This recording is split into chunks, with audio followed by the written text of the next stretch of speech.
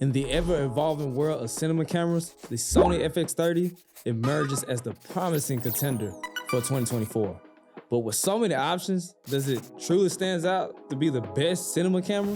Today, we're going to scrutinize its features, performance, and value against the demanding standards of modern filmmakers. Is the Sony FX30 the best budget cinema camera for creators? First, build quality and design. The FX30 boasts a durable, dust and moisture resistance design with a magnesium alloy chassis, perfect for challenging environments. Its compact, lightweight body enhances mobility, making it ideal for handheld shooting and gimbal mounting.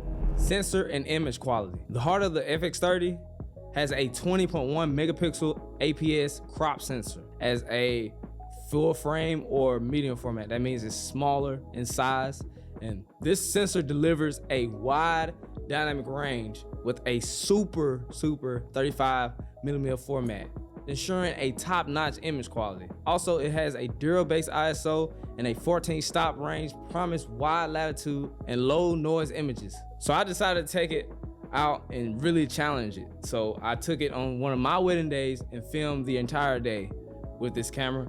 And immediately I could tell right at the end of the night, it was different. It was something different about it. It's not bad because the FX30 has amazing image quality, but when it comes down to being in low light, darker areas, that's where you're gonna really see where it kind of like struggles, where you still gonna have a little bit of noise in your shot.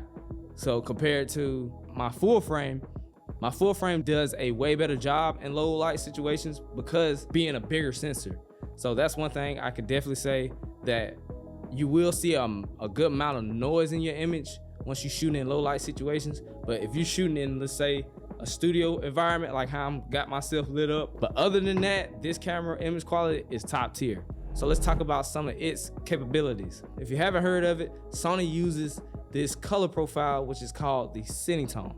It gives you a cinematic look straight from the camera, just eliminating all the need for post-production grading with options like the Cine EI Quick and the Cine EI Log mode. The FX30 maximizes the image qualities for filmmakers. You're also going to experience having the luxury of having 4K 120p, which a lot of cameras can't do, but once you get into the more, I say around the $3,000 range, most cameras have that.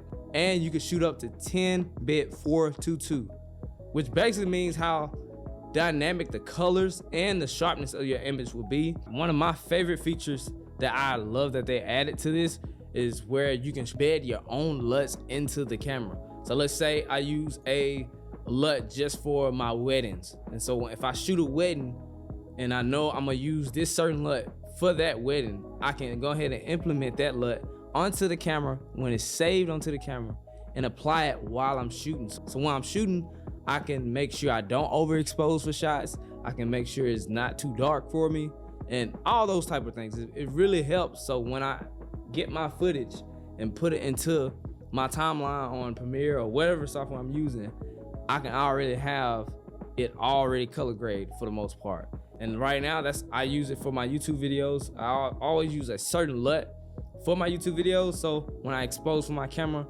from my shot right here, it helps out when I go into the editing room. And we cannot go without talking about the autofocus and the stabilization. The FX30 has a dependable, accurate autofocus featuring a real-time eye and real-time tracking autofocus. Its image stabilization active mode supports handheld movement, ensuring that your footage is smooth. And I normally use a gimbal, so my footage be already smooth in some cases, unless I'm like running or something or just kind of moving at a faster pace. But you can definitely see the difference when using this sensor when it's have the active mode on. So if you big on shooting handheld, you won't have to really worry about it because it kind of compensate for those little jitters that you have.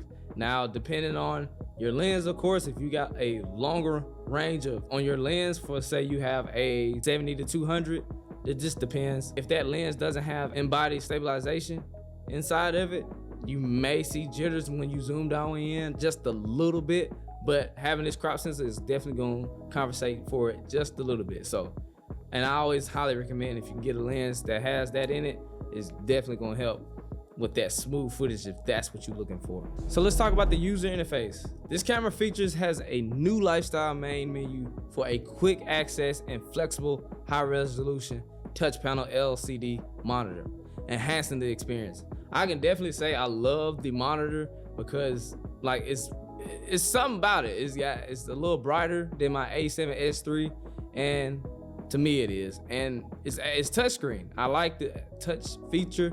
I don't have to always use the dial or the spin wheel to go through my settings, so I can just always touch it. I really like that. It kind of makes it quicker for me to get to where I want to go inside the menu. Connectivity and storage. Designed for a wide range of shooting needs, the FX30 offers a broad connectivity options and a dual card slots with the CF Express Type A and the regular SD cards. I see a lot of creators use the CFX Express cards because they really read faster, and I'm not sure if it helps with your quality, but I know they read a lot faster when you're shooting on the go and also uploading your footage to your hard drives. And also they have a full HDMI port on it. I love this feature because I use the HDMI quite often.